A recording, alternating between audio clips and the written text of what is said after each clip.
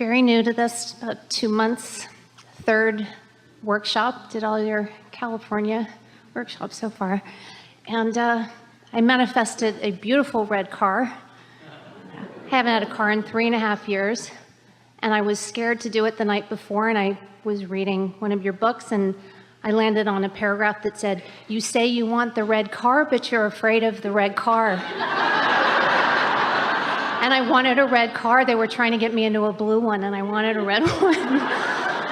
And they got it the next day, and I said, if it's meant to be, make it easy. And it showed up. And it's my vortex, my moving vortex. Thank you. We like the story. We just want to add one little piece of clarification. If you want it to be, it's meant to be, because you create your own reality. So don't put it off on somebody else. Since whatever I want I can have, how can I make this easy on myself? And the answer to that is always believe it. But see how helpful the universe is to just keep coaxing you along in your belief? Isn't that a nice thing? What's difficult for me in what you're saying is I come from a 12-step program that led me to believe that if it's not easy, let it go. Surrender it. And so if you're fighting against something... But what is different in what we are saying to you? We're saying let go of your resistance. And in the absence of resistance, there is ease. And then what you want does come easily. I must have a belief that what I want, I can't necessarily have. I don't know. Well, we think it's a good thing that you were saying let it come easily. You're asking for ease. You want to give up struggle.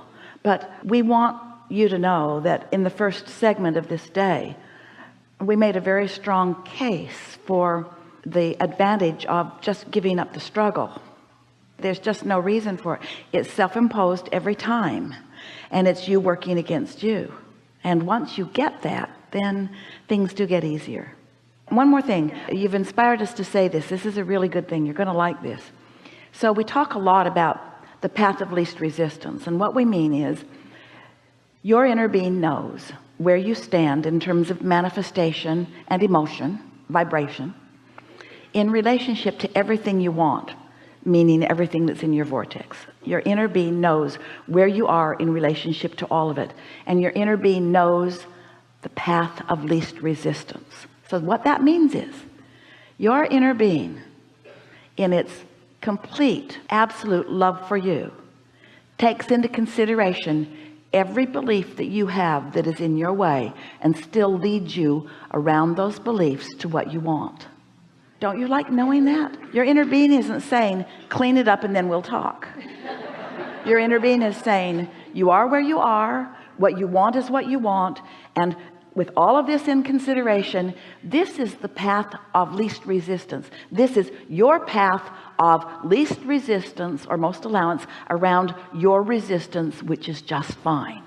Feel that. So that means the more you can trust that your inner being knows where you want to be, and trust that your inner being knows where you are and isn't mad at you, and trust that your inner being knows where you are and isn't holding it against you, and so therefore isn't making it more difficult, that 100% of the time your inner being is making it as easy as you will let it be. But your inner being cannot believe for you.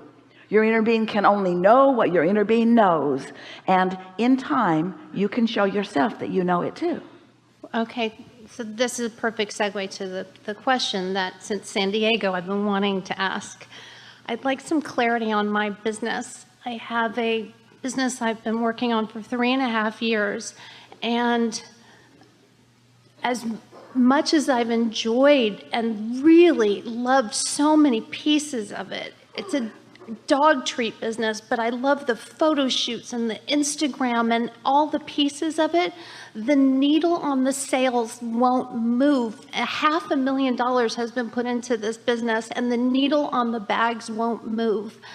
And I'm having a Kickstarter next month, which is my last idea to save this business that means so much to me, but I don't understand why I'm learning and I'm enjoying and I'm growing.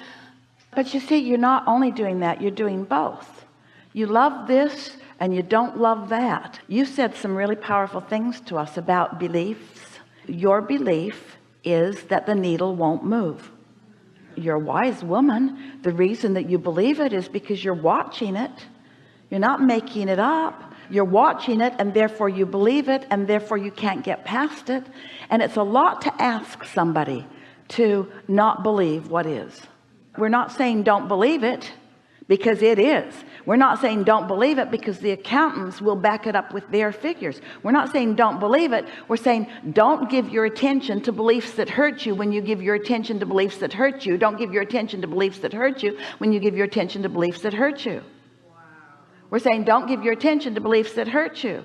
We're saying there's no value in giving your attention to a belief that hurts you. We're saying there's no value in giving your attention to something that is true that you don't want. Because every time you give your attention to something that's true that you don't want, you practice the vibration of it, and you don't let it be easy. And then the needle won't move. The needle won't move because your beliefs don't move. And your beliefs don't move because you keep looking at what is. What is keeps holding you right where you are, because you've got your attention up on right where you are, because that's what humans do. You face reality. But you are a new breed of humans. Maybe you don't want to face as much reality as you want to create a new reality. So we're not saying don't believe it. We're just saying don't keep that belief active. Replace that belief that hurts you with other beliefs that don't hurt you. Like these dog treats are really, really good. And like this is really, really fun. And like I'm really, really good at so many aspects of this. And like this was a really big dream, and this is a really right time for it, because never before in all of the universe has there been a time when more people were more in love with more dogs. There's just never been a better time for that. Those beliefs are also factual and true, and they don't hurt when you focus upon them. They don't feel bad to you because they don't get you cross current of you see. Honest to God, they are my beliefs. It is the best dog treat in the entire world. We know that. And it's also the most expensive one. And I feel, but isn't it possible that it's just not a great business idea? Isn't it possible that I'm barking up the wrong tree? Well, you're not going to get us to ever admit that you can't have everything that you want. These are the things that aren't possible. It's not possible for an idea to be so wrong that it can't come about. It's possible that you hold beliefs that are in your way. Esther had an interesting experience. She has a new house in San Antonio. And everything about it's wonderful, or most everything. But one thing that was a little stumbling thing is when they went to turn the fire feature on the pool, it made a howling sound in the house. And the man looked at her like, can you live with that? And she looked at him like, are you an idiot? She didn't say anything like that. She smiled as she thought really bad things. And so then she said, well, let's turn the fire feature off. Let's just turn the pool heater on. Still howled. So not only does the fire feature make it howl, but the water being warm makes it howl too. So after some conversation with a lot of people, the utility company and the plumbers that installed the gas line and the builders who are the main contractors and the owner of the company that built the house, it was concluded that the remedy is to put in a new gas line, which requires disassembling the house to some degree. So Esther was not really very happy about that idea, but understood.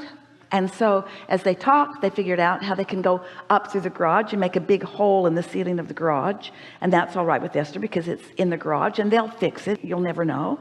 And then go through the attic, which is all right because she doesn't live up there hardly at all. And then they'll come down the outside of the house and make a big mess on the outside of the house, but then they'll put it back and you'll never know. So the disruption to Esther is not going to be that great. This is the path of least resistance for their screw up.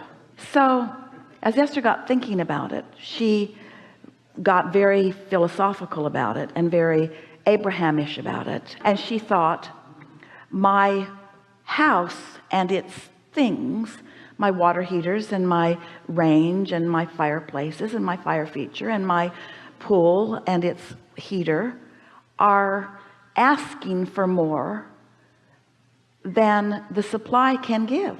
I have more desire than belief.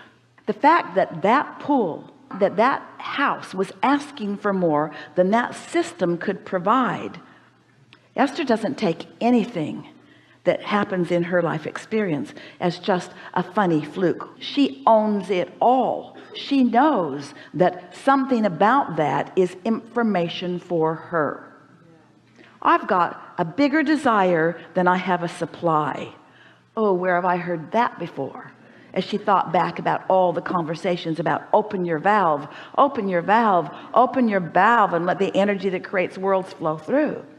So there's nothing wrong with coming to an awareness that you have a desire that is one thing and a belief that is another. Life's going to constantly promote a new desire within you that you're not up to speed with in the beginning. That's always going to be the way that it is.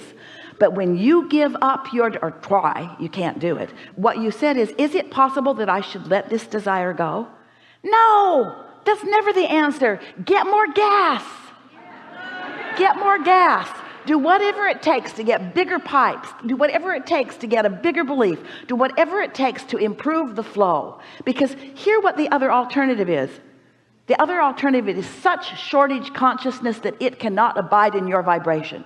Such shortage consciousness that, is it possible that I'm wanting more than the universe is willing to provide for me?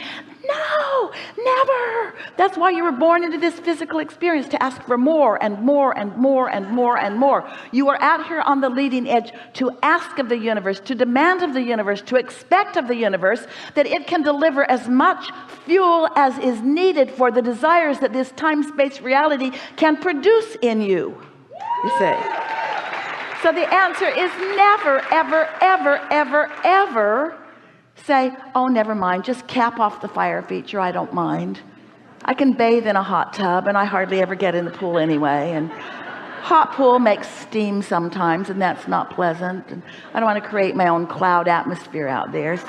Anything that doesn't work, just cap it off and let's call it a day. No!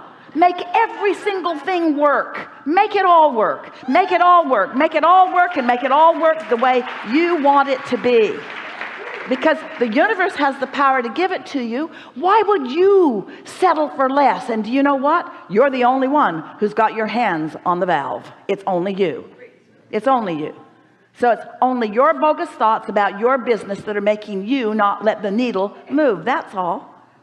Don't give the credit or the power to anybody else. And the best thing is when something doesn't go right, you know what it does? Makes you want it to go right more. Esther has never ever thought so much about gas in her house, in her life. It never even occurred to her that this was a thing. It's making her wonder what other fire features she might want. Because now she has high pressure line into her house and a mega meter from the street. They brought her the biggest gas meter that's ever been installed in a neighborhood.